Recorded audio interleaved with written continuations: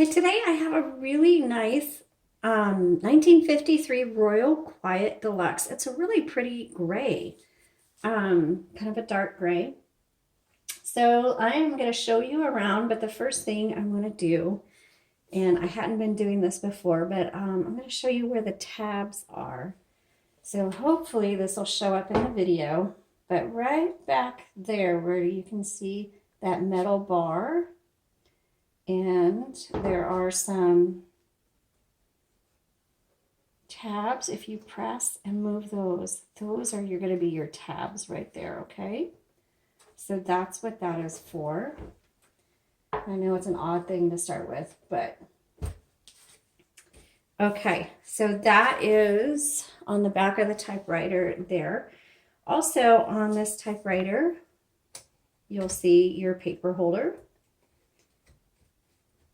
Your carriage release is on either side of the roller handle. And you can hear that has a nice little bell on that one. And then the Quiet DeLuxe on the Royals have these magic margins. And the way those work is you put the carriage to where you want the margin to be. Right now it's set right there on 10. Let's move it to 15. And then you just press the left side there. That sets the margin. So it's now right there on 15. To release that, you press down, and my arm's going to get in the way, sorry. Press down on the left side. While it's pressed down, you just kind of, move it and kind of release it. And once you lift it up, it's going to reset it. Okay? Same with the left side. So just put it where you want it. Right side. You'll hear a click. It's now set. To release it, hold it while you release the carriage, and that clears it. But when you lift your finger up, it's going to reset it. Okay, so that's how you do the carriage. This is the manual, so the return handle's right here, and you can move it either 1, 2, advance it 1, 2, or 3 lines based on your lever right there. Okay. This is going to be a paper release on this side. And this, actually, I'm not sure what that is for. Okay, on the inside, open that up. And here you'll see your ribbons. We've put in a brand new universal ribbon. And they just pop out. Really easy, pop in and out. And you can see it's threaded right here, has 4 guide wires. To reverse the direction, you use this lever. So it's now going this way, or you can turn it this way and go that way. Now, if you're purchasing a typewriter and you're not too familiar with it, make sure before you do anything that you open it up, make sure the ribbon is threaded properly because it can fall out during shipment. And that your ribbon is not at the end, because if it's at the end and you go to try to type on it, it's gonna, well, I'll show you with a piece of paper with it, but now it's really, you'll see the ribbon's really tight. The typewriter will either lock up on you, or in this case, since it didn't lock up, the ribbon just got really tight and it's gonna pull on that and you're gonna punch a hole in it and eventually tear it. So, and see that just released the tension when I turned the direction. So you want to make sure that it's not at the very end because it will cause issues for you. And then when you get to the end, reverse the direction, use your ribbon back and forth as many times as it takes to use up the ribbon before you need to change it. Your color selector's right here. It's on black. You can flip it to red. The touch control simply determines how hard these type bars are going to strike your roller ball. Okay, so you just pop that closed, and here's your backspace, your margin release, and your tab. Pretty simple. That's all you need to know about these typewriters. Let's go ahead and load up the paper. The paper is going to go right here. And then you just roll that through. That did that really nice. Awesome.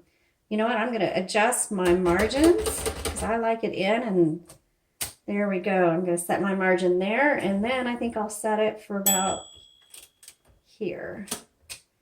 Okay. Then there's no number 1 on this one, so you use the lowercase L. And it is a, what did I say? This is a 1953. Oh, I really like the feel of this.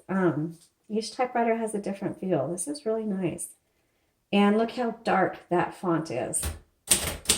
1953 Royal Quiet DeLuxe. And that's a nice font. It's small, but it's clear, easy to read.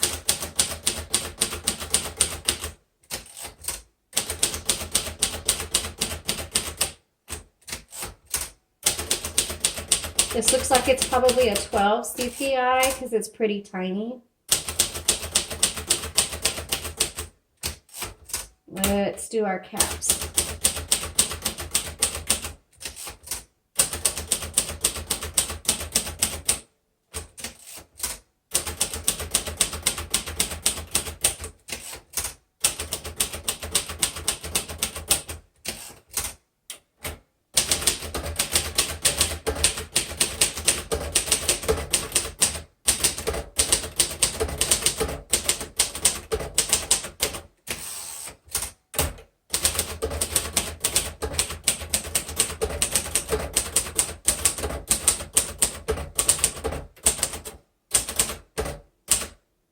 Oop, backspace.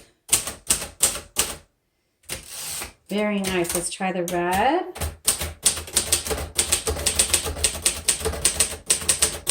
Okay, this types really well. And obviously that didn't pop down with the red ribbon. It's still typed fine, but you may need to hit that down. So that is just one issue with this typewriter, but it types really well. However, let me recommend, this would be good for adult typewriters because the keys on this, even though they're really smooth and easy to type on, they, for me, because I have really small hands, for children, young typers, it would be a little more difficult because you do have to press down pretty far and they're spread apart. And so I noticed I was having a hard time. I have to do the, the single finger on this, which I do with most of them, but I can transition over. But this one, they're just too far apart. So if you have a young typer, this probably is not going to be the best typewriter for them, only because it's going to be tough for them to type unless they just use one finger. Okay, which isn't the end of the world. I just want you to be aware of that. But I love it. I love the feel of the keys. These have the same keys as like the Smith Coronas from the 1950s, which this is also a 50s. It's more of the flat, and they just have a nice feel to them. So they're easy to type on. The font's super easy to read. It's a smaller font, so that's great for those of you who want to type a lot because you can fit a lot on a page and on a line. So if you want to know more about this particular typewriter, go to the link in the comments below or the description below. And also please subscribe and check out the other different typewriters that we have available and visit our website and our Etsy shop. Thanks so much for watching. Have a good day.